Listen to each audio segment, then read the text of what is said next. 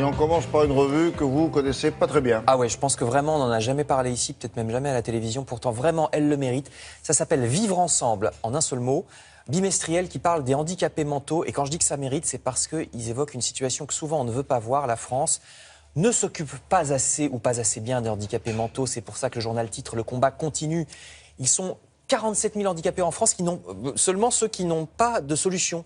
47 000, et ça peut être aussi bien, quand je dis pas de solution, des enfants qui ne sont pas scolarisés parce qu'il n'y a pas d'école adaptée près de chez eux ou que ces écoles sont saturées. Ça peut être un adulte qui a besoin d'un appartement dans un foyer spécialisé qui n'en trouve pas. On place même nos handicapés mentaux en Belgique, tellement la France est peu développée en la matière. Le magazine appelle ces gens les bannis de la République. La France manque tellement de structures adaptées, dit le journal, que souvent les familles doivent arrêter de travailler pour s'occuper d'eux avec les problèmes financiers que ça implique.